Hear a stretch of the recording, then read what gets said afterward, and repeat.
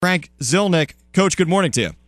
Good morning. Thanks for having me. My pleasure. And we'll get into some of the positive things that your team has done this year, obviously, and a school record for wins and all of that. We have to start with the state playoff loss yesterday. I mean, you talk about some teaching moments, and you guys go on the road, long road trip up to Bernard's and fall 19-3. Obviously a lopsided game, but one of those situations, Coach, where this experience for maybe some of the younger guys could help down the line? Without a doubt. And that was, we knew going up there we were a long shot. They're a very good team. They play in a very tough conference up there. It's, they were fast. They're a very fast team up and down the field. They hustled every ball. And we knew that going in. Like you said, it's a teachable moment. We did things that we liked. Kept pointing them out to the kids. We had improvement from last year's state game. This year we had a couple goals. Last year we, scored one very late in the game. This year we had one, within the first few minutes of the game. So, and we actually, in that first half, I think we hit 4 posts and 1 crossbar, beating the goalie, just not having the perfect placement of the shot. So we had plenty of opportunities, and, looking back on it, it's, definitely a positive for us, step in the right direction. Let's go back a little bit earlier this week. You guys beat Cinnaminson 10-3, and that was the 11th win of the season, a new school record there. How impressed were you with your guys in the victory there over Cinnaminson? Oh, that was nice to get. It was, that for me was our state playoff moment. Getting that 11th victory. We had 10 last year, which was the record, and our hopes this year was to go beyond that and get a better seed in the playoffs, and we did both of those with the 11th win and getting a 13 seed versus a 14 seed last year. So improvement all around. It was, that was after the game we talked about it, and that was our season right there. That was a great moment for us. Wish it could have been at home in front of our home crowd. That far away on the road, there's only a handful of parents that are able to make that. That would have been nice to do at home in front of the home crowd, but definitely a great moment for us. Ty Gorfel, 5 goals in that one. I know J.J. Sella, impressive in net with 13 saves. And, when you look at the box scores from your games this year, Coach, it seems to be almost a different guy stepping up in the scoring column, leading the team every week. And has that been one of the hallmarks of the team this year, sort of that balance on offense? And also, we talked about the goalie there, guys that can get it done at the back end, too? Yes, yeah. We have Cole Blackley, has been our, big goal scorer all season. He ended with 46 goals and 26 assists just this year, which is an overall point total and assist total record for us. But behind him, we had 4 or 5 guys that were stepping up and scoring in the upper teens and low 20s, and then Ty Gorfel with he ended with 29 goals for the season. So it wasn't a one-man show by any means. We definitely had 4, 5, 6 guys who were scoring. For us all season long. And definitely, JJ in net for us was solid all year long. Didn't have a bad game, that I can remember all season long.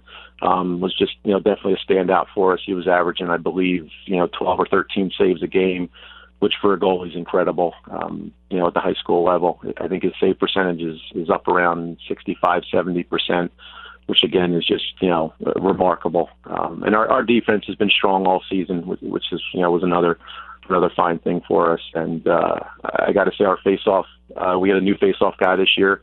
That was one of our big concerns from last year coming into this year, was replacing Jack Von Savage at the face-off X, and Jared Hill stepped up this year, and he was right in that 65 to 70% mark for us all season long, and even yesterday in the state playoff game, I think he was probably about 45%, but he was facing a kid who was just tremendously fast on the faceoff. But he was solid for us all year. You mentioned some of the stats there for Blackley, but numbers aside, what has a kid like that meant to the program in terms of continuing to evolve the Caper Tigers lacrosse program and trying to take it to new heights and continuing to establish itself not only in the Cal but in the landscape of South Jersey? Oh, he's been tremendous for us all year. He's been a leader on and off the field. He's been a kid that in the hallway, keeping kids, focused on the season, on and off the field, in the locker room, the bus ride up, pregame, postgame. He's been a tremendous leader for us. It's nice having him. we're able to, as coaches, talk and talk with our captains, and James Sell is our other captain, and talk about game plans, and they give their input. We get the input from the captains on things we're trying to do, and what might work, and sometimes they have some suggestions during the game too. And he's been great on the field, seeing things and being able to make adjustments and help us make adjustments too as well. So he's almost like having another coach out there playing for us. Catching up right now with Frank Zilinek, head coach of the Lower Cape May Caper Tigers boys lacrosse team. Again, Lower Cape May falling in the state playoffs yesterday, but a school record for wins this season with 11. Frank, coming into the year, you mentioned you lost, a couple key guys, Von Savage in there certainly, but success is all a matter of perspective and where you're trying to shoot for. And I think all told, Cape Atlantic League Lacrosse maybe still has a little ways to go in sort of catching up with some other teams and some other regions. But did you think 11 wins, a new school record for wins, was realistic for this group coming into the season? Oh, without a doubt. We said early on, our team goal was 13 wins for the season, and we were shooting to get a home playoff game. So we fell a little short on both of them, but we like to set we set high goals every year. I mean, every year we try to set a goal, and this year we thought 13. And there's a couple games we look back on that we were 2 or 3 point losses to I think Middle Township we lost by 2, Oak Crest we lost by 3 and 2 in the 2 games to them. So Cinnamon was a 1-goal loss. So there's 4 games right there where we were right there in it to the very end. That right there could have given us 15 wins if they had gone the other way. St. Augustine leaving the Cape Atlantic League a few years ago, and certainly the Hermits are considered one of the top teams in South Jersey, if not the state. But with the Hermits out of the Cape Atlantic League picture, I should say, how much parity is there in the league? You just mentioned a couple close losses to some teams, but it seems like there's a lot of clubs near the top that always play competitive games, Lower Cape May included, certainly Egg Harbor Township, Ocean City, Oak Crest, Middle Township. How much fun is it going into these games where really, there's no favorite? I mean, a lot of these games are very competitive in the Cape Atlantic League, at least on the boys' side. Oh, yeah, that's exactly it. I mean, the top 6-7 teams are so close. I think there was, we ended up 6th in the conference this year. The top 3 were all tied, and then the next 3 were separated by 1 loss each. I believe Absegami, Middle, and then us. 1 game behind each other.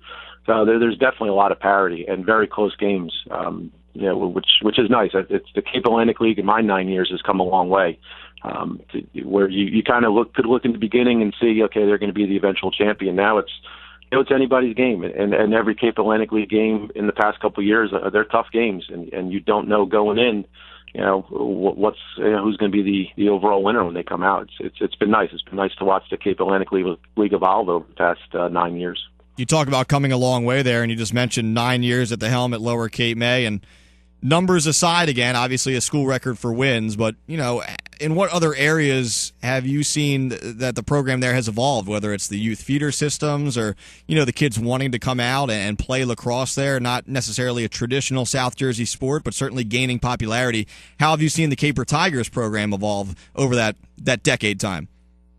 The youth program has helped us tremendously. That's been about 4 or 5 years now, and we're starting to get kids in, like a Cole Blackley, like a James Sella, who had played, 2 and 3 years at least, prior to coming to us as freshmen. Where when we started 9 years ago, we were bringing freshmen, sophomore, even juniors in that had never played before, and trying to teach them how to throw and catch, along with teaching them the game. So it's allowed us to do a lot more offensively. I mean, we have a bigger offensive playbook now, more sets to use, different ideas. Defensively, things that we can adjust to during games and call out on the fly, where before we, in the beginning it was just, one defense, one offense, and this is what we're going to do. Now we have a lot more options with the kids having a greater lacrosse IQ than they had 9 years ago. And that youth program has definitely helped us there. Lower Cape May, certainly one of the smaller schools in the area. I mean, are you getting some kids these days that you wouldn't have gotten before? Maybe some guys that have played baseball or another sport and say, hey, I want to give lacrosse a try this spring? Or is it more kids that have developed through the youth systems and have come up and played 1, 2, 3 years already in high school by the time they're seniors, so that they have that skill set in place? We're actually getting both still. We have the kids who are playing in the youth leagues, and coming through the youth program. But at the same time, they're still down at that level. They're still able to play baseball if they want to. We've converted a few of those. We've had some baseball lacrosse players come out of the youth league. I know Jared Hill's one of them. Cole was another one coming out of the youth leagues that were still playing baseball that came over and decided to give lacrosse the full-time nod in the spring. And we're getting some hockey players and some soccer players, as freshmen that are deciding that that's, it's a comparable sport for what they're, for cross training for them. And, they're turning to like it more and almost falling out of the other sports. So, we're gaining a lot of kids, through the school. Back to some Cape Atlantic League talk in general, Frank, we saw a couple of programs spring up in recent years. I mean, there's now programs at Cedar Creek, I believe, boys programs, Holy Spirit, Vineland still trying to develop their program out there. So we talked about the parity at the top of the Cape Atlantic League, but as a Cal coach, is it encouraging to see more schools trying boys lacrosse? It seems to be one or two new schools jumping onto the varsity level every year. Oh, of course. I mean, we want the Cape Atlantic League to grow. We want the sport to grow down here. It's great to see. It's nice that Holy Spirit this year, Atlantic City, and Cedar Creek all came in. I think there's another school that's looking at it for next year as well. It's just great having more teams and expanding the conference and just expanding lacrosse in general across South Jersey. It's a sport I grew up playing and loved playing in, as a middle schooler, high schooler, and in college. And, it was my love and passion, and it's great to see it, flourishing down here now, that since I moved down here 20 some odd years ago, it wasn't here. And now, the past 9 years, I've seen it grown from just a couple schools to, we have 11 schools in the Cape Atlantic League, 12 if you include St. Augustine, and it's going to continue to grow. So that's great to see. So how does this set up for the Caper Tigers next season? Obviously losing a number of players to graduation, but you want to build off this great campaign you had this year. I mean, what are some expectations going into the offseason as we move into next year? I know it's a tough question. You just finished this season, but as a coach, I know you're sort of always looking to that next step. It's funny you say that because me and my assistants last night after the game in the locker room, the kids all left, and we started breaking down who's leaving and who's coming back and who's going to fill. So, we never stop coaching. We never stop looking. We lose a handful of seniors. I think we had 7 seniors. 2 were starters and 3 were, second line players for us and stepping in. So we definitely have, the talent coming forward or going forward to next year. Our second and third line middies and our second attack and second defense, they all will be able to step up. And we had some kids in our JV level as freshmen that'll be able to jump right in next year and take over some of those spots. So we're already looking to next year and figuring out who's leaving and who we can put where. The off season does not exist, right? No, it never does. I mean, we're on the bus ride home. You're licking your wounds on the bus ride home, and then you get to the locker room, and you're already looking to next year. So that's just that's high school coaching, coaching in general. That's right. Well, Lower Cape May with an outstanding season in boys lacrosse. Again, a school record 11 wins this season. Thanks to head coach Frank Zilinek for hopping on board for a few minutes this morning. Coach, have a fun off season if that exists for you, and we'll try to touch base again next year. All right, thanks again for having me. All right, you got it. That's Frank Zilinek, head coach of the Lower Cape May Caper Tigers boys lacrosse team.